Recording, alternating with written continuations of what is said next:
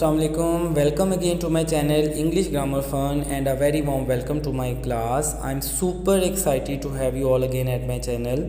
गुज़िश्ता दिनों से हम वर्ब की गलतियों के बारे में, एरर्स या मिस्टेक के बारे में डिस्कस कर रहे थे, जिसमें मैंने आपको बताया कि किस तरह से स्टूडेंट्स प्रेजेंट टेंसेस को कंफ्यूज करके मिक्स कर देते हैं। इसी तरह पास्ट जो टेंसेस होते हैं उनको मिक्स कर देते हैं।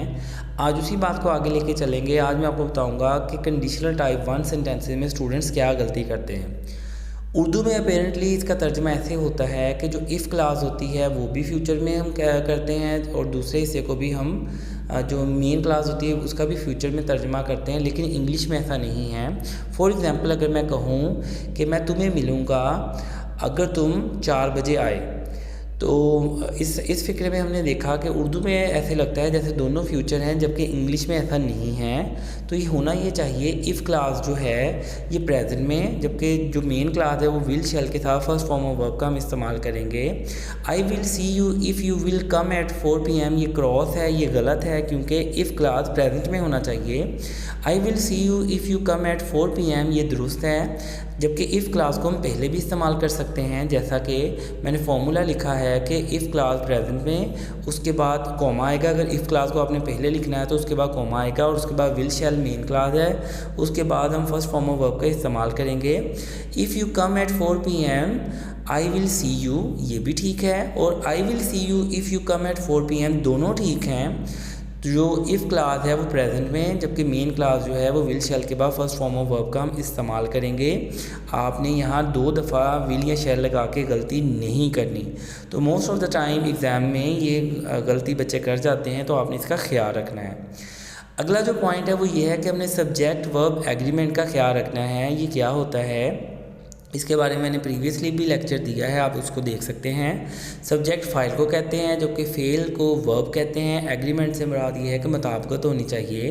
तो सिंपल टर्म्स में ये कह सकते हैं कि जैसा हमारा सब्जेक्ट होगा हम वैसे ही वर्ब का इंतखाब करेंगे।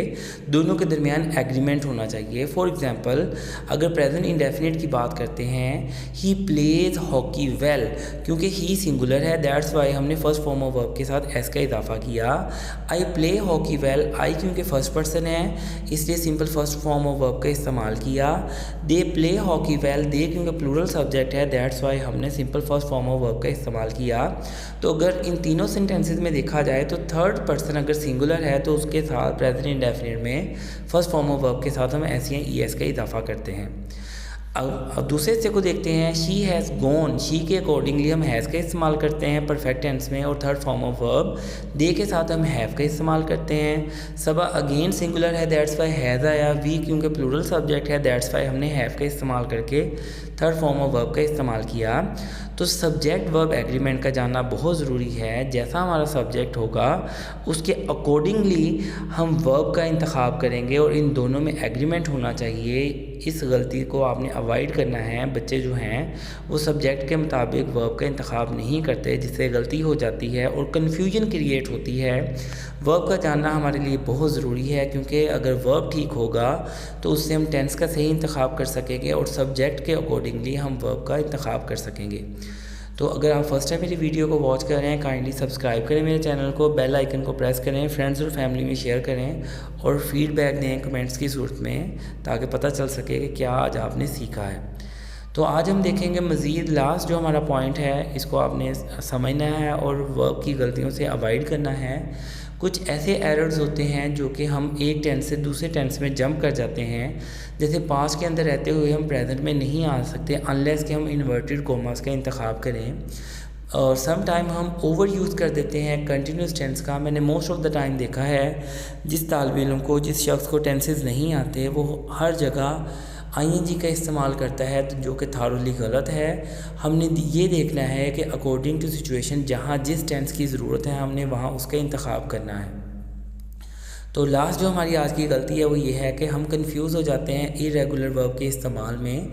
तमाम वर्ब्स जो हैं वो एक रेगुलर पैटर्न पे नहीं चलते। जैसे for example, call first form है, कॉल्ड कॉल्ड उसकी सेकंड और थर्ड फॉर्म है, ये एक पैटर्न पे चल रही है। सिंपली हम ईडी का इस्तेमाल कर रहे हैं।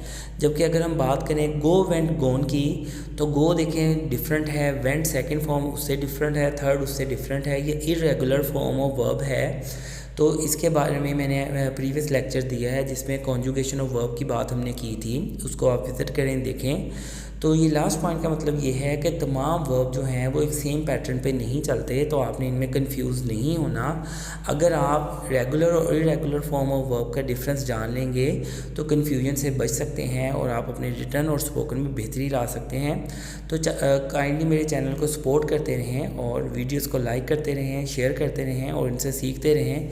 कमेंट्स में बताते रहें कि आपने क्या सीखा है। दुआओं में याद रखें, अपना ख्याल रखें, माहौल में खुशगवार एहसास का बाइस बनें। अपना ख्याल रखें, दूसरों का ख्याल रखें। अल्लाह हाफिज़।